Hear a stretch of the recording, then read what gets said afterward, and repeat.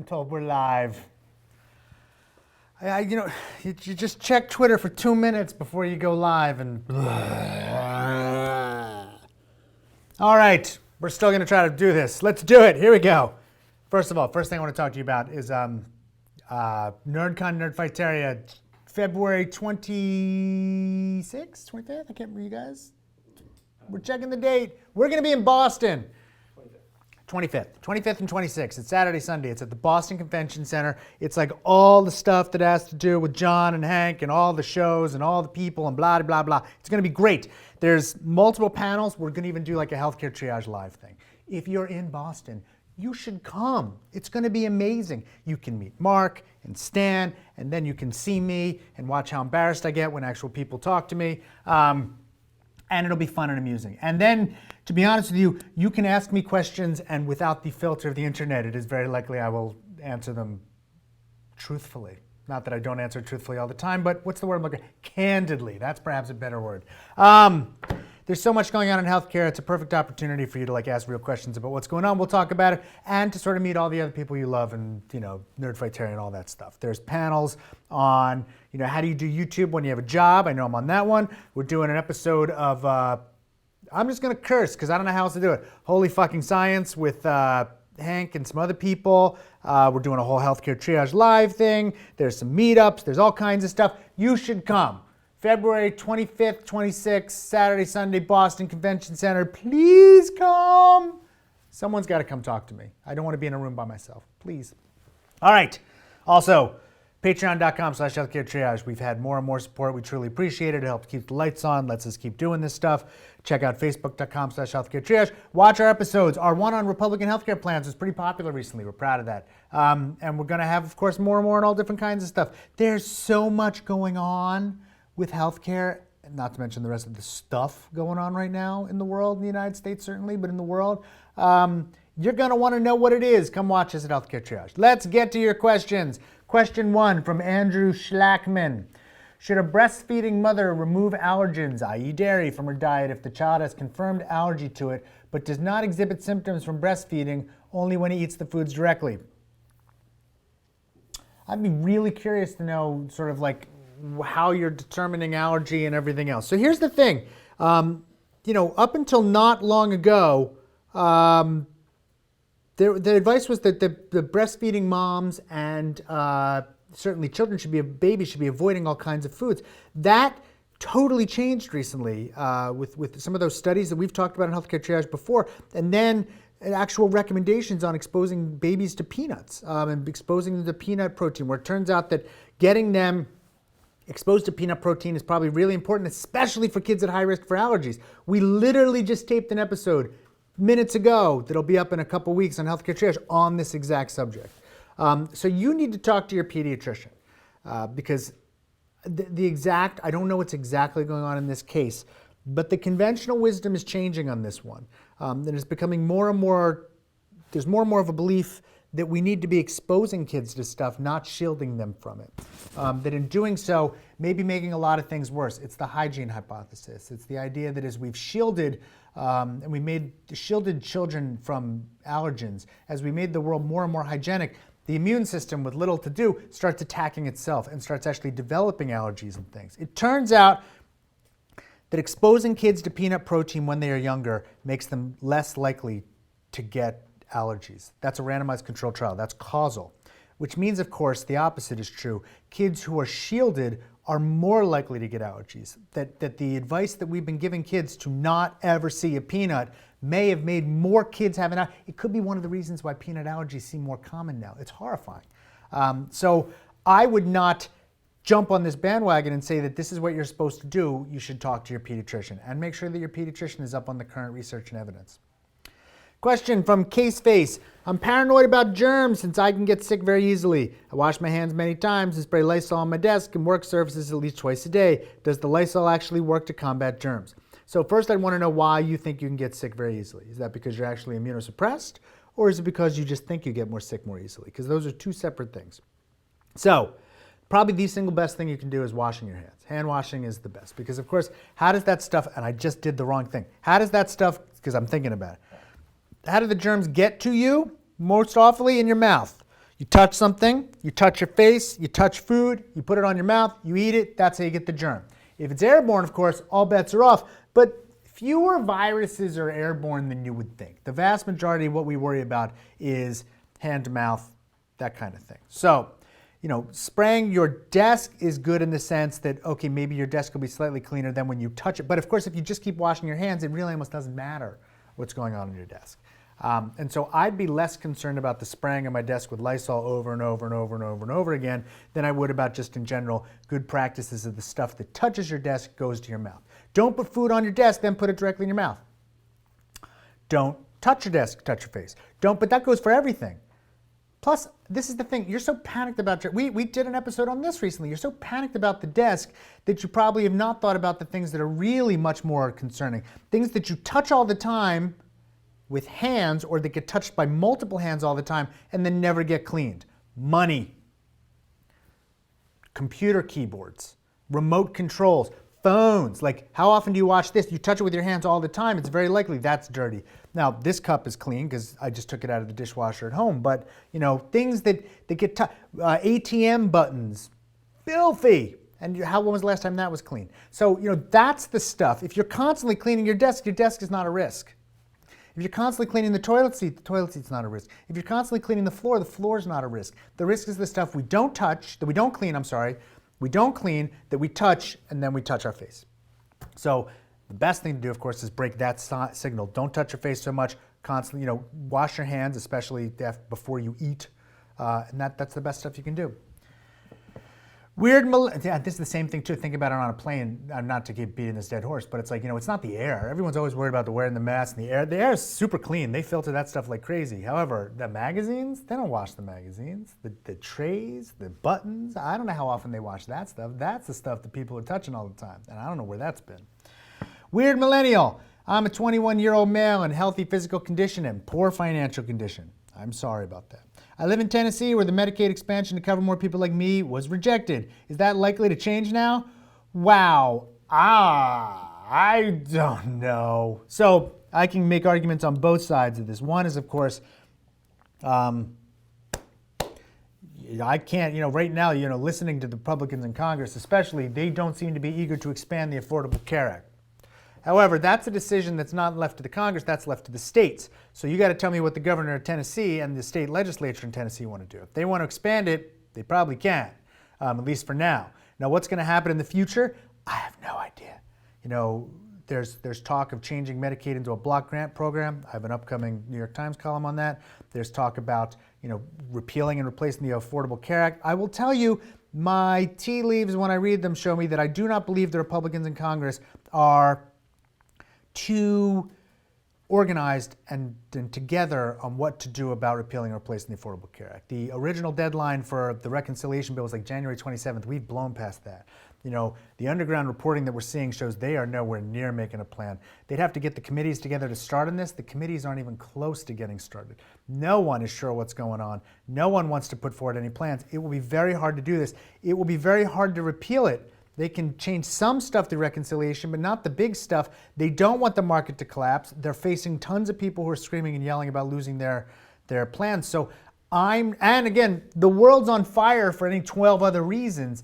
I'm not seeing a ton of focus on a day-to-day basis right now on healthcare and repealing and replacing the Affordable Care, which would take a massive effort on the form, Congress. They got to get a Supreme Court justice in. They've got to, focus on getting these cabinet members confirmed, which is still a real issue. They've got to focus on the whole immigration thing, which is now blown up in everyone's face. There's tons of other issues. Healthcare seems like a distant dream. So I don't think any major changes are in the pipeline anytime soon. So getting back to your specific question, you live in Tennessee. Expanding expanding Medicaid in Tennessee will be up to the governor and the legislature. That's a decision made there. If they do it and they go to HHS, I imagine HHS will approve it. Indiana, where Mike Pence came from, just asked for a reauthorization of their Medicaid HIP 2.0 Medicaid expansion thing all the way through 2020. So clearly they're doing it.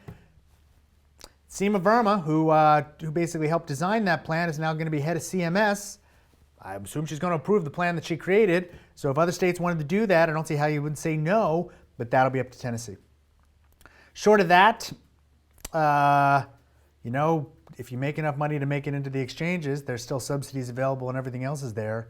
Although, of course, now I'm going to put my head in my hands because open enrollment ended yesterday, so you're a day too late. I don't see them really kicking that back open. So, yeah, Medicaid possibly, yeah. Yeah, all right, got to buck up again. Here we go. Patrick Foster. So I read the New York Times article on weight loss. Is a calorie a calorie? That's a complicated question. In some ways, yes, and in some ways, no. I don't believe in my heart if you ate just, 2,000 calories of donuts a day and 2,000 calories of a healthy diet, you would gain or lose weight the same way. I do not believe that. I don't believe you'd be just as healthy. I do, however, believe that calories matter. I'm not sort of one of these people that goes, oh, well, if you eat no carbs, but a gazillion calories a day, you're going to lose. And then I'm not, So I don't believe that every calorie is the exact same thing, but I do believe that calories are still important. I believe that eating more than you're intended to is still a problem with weight gain. However, I don't believe that, if you eat, just reduce calories and make them all ice cream, that's going to be good. And so it's a little bit of both. Can you offer any recommendations for managing metabolic syndrome? Thanks. Again, this is the kind, if you're asking me a medical issue, I'm going to still always tell you to talk to your doctor. In general, a lot of it is dietary changes and sometimes medications. Trying to eat a healthier diet, to get your glucose under control, to get insulin levels under control, to do all of that. And still the best evidence we have is, healthier diet, being physically active, lifestyle changes, sometimes medication. You should talk to your doctor. Tony Garza, what's my take on NatPaths becoming a PCP? So we've done even a whole episode on this, and I'd still say something else too. I'm all for evidence-based medicine. I'm all for evidence. I don't care if it's quote unquote natural or if it has come out of a lab. If it is proven to work, great. In the same way that I just advocated healthy diet, physical activity, fine. Yes, those are. I advocate for that every day. It's not a lab. It's not a company making it. No one's making money off it. It's still incredibly important for health. That I have no problem with. But when people are advocating non-science-based ways of treating illness or treating disease or preventing disease, I don't like it whether it's coming from a naturopath or from a physician. I will say that in general, I think sometimes what is put forward by naturopaths tends to be less evidence-based than sometimes what is put forward by physicians, so I have a problem with that. But you can find tons of physicians who put forward tons of crap that ain't evidence-based either, and I hold those people exactly as accountable. So that's where I stand. I'm much less concerned about the 2 letters after someone's name than in what they're actually telling people to do. Future Emperor of the Galaxy. Good luck, man. What are the long-term effects of drug remnants and nanoplastic in our drinking water and food? So those are 2 separate things. So I think that, if you want to talk about antibiotics in the food supply and stuff like that, I think it makes a difference. And I think that, certainly when levels of harmful products accumulate in the water, that's terrible. And when a lot of those are dangerous, it can cause cancer, and we certainly know that that exists.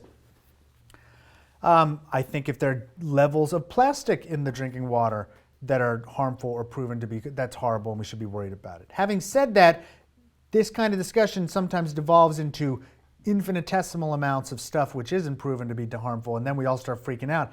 That's when I sort of start rolling my eyes. Like, there's stuff in everything.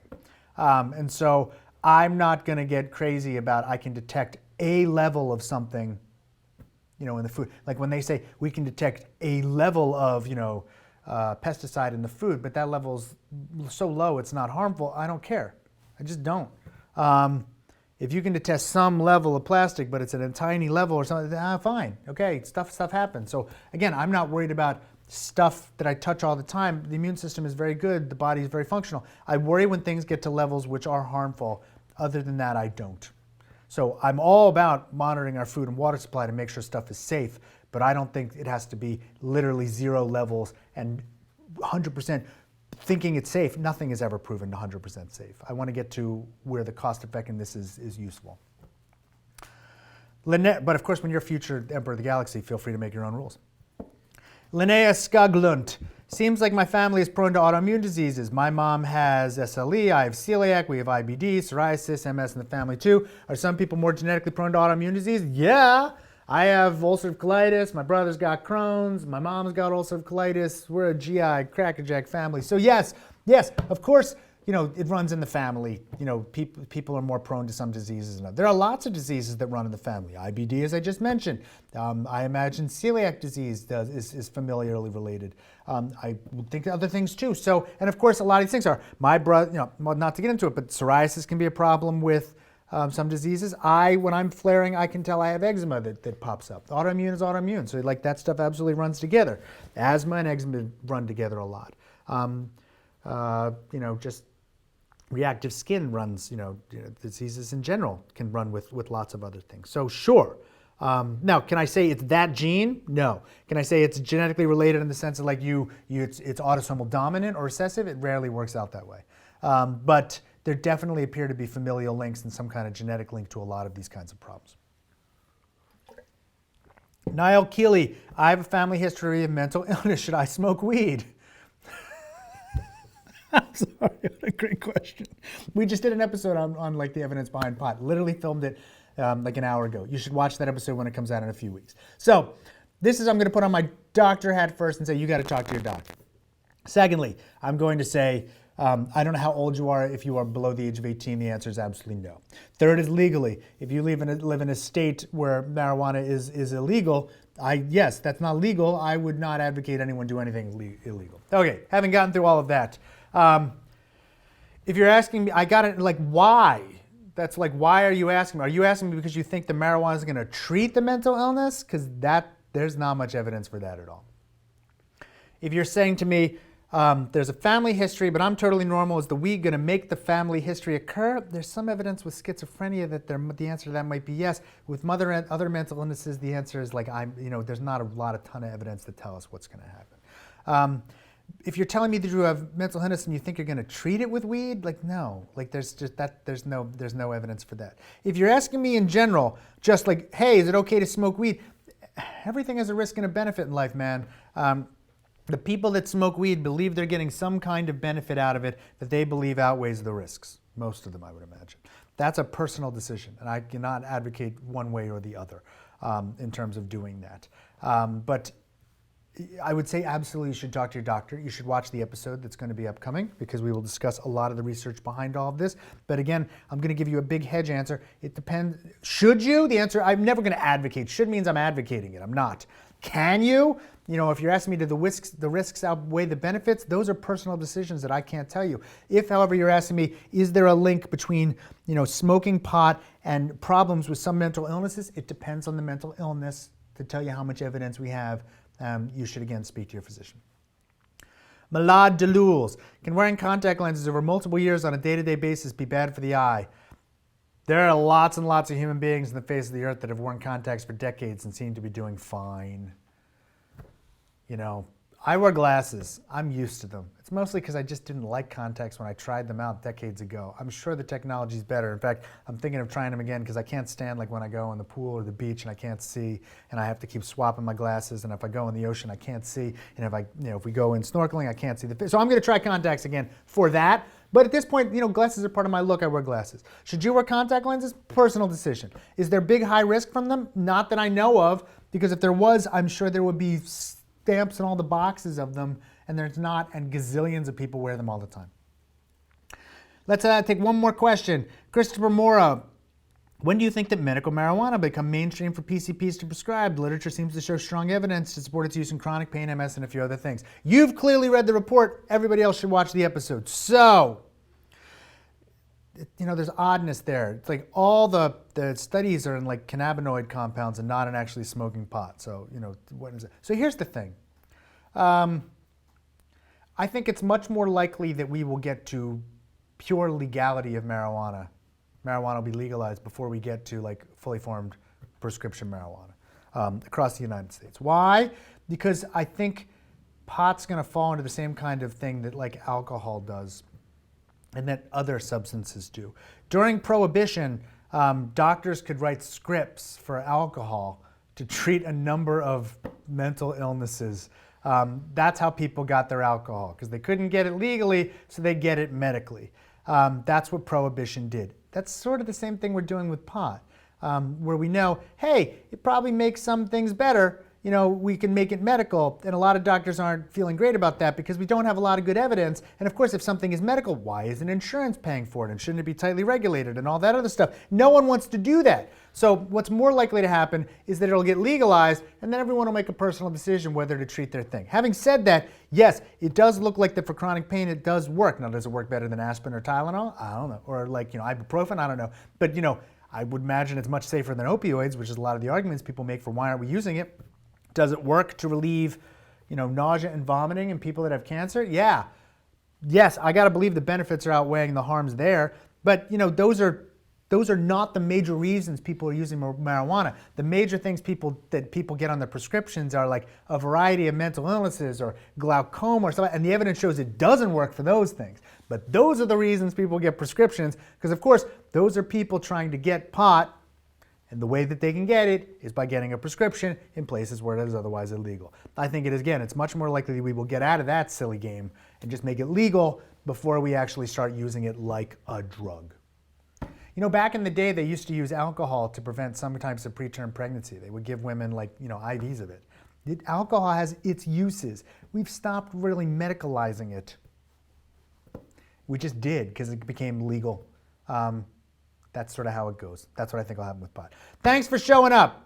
I feel better than I did half an hour ago. I hope you do too. Of course, I'll go back into the world and who knows what's going to happen. Please come to NerdCon, Nerdfighteria, February 25th and 26th. I'm begging you. Boston, especially if you live in Boston. It's so easy. Just get in the car, come down to the convention center. I don't think it's that expensive. You're going to get to meet me and Stan and Mark and all these other super awesome people who make YouTube videos. We should show our support for shows like Healthcare Triage. You could also do that at Patreon. But right now, today, I'd rather you come to NerdCon, Nerdfighteria. Drop me a line. Let me know you're coming on Twitter. It'll make me excited. I promise, if you come, I will do everything I can to meet you and say hi and chat. We're not like people that don't talk to you. We're eager for you to come. There will not be security between you and me. I'm not that famous. Otherwise, thanks for tuning in. Thanks for showing up. Thanks for your support as always. And I don't think we're going to do Healthcare Triage next week because I got to go on a trip, but we'll be back the week after that. Have a good week.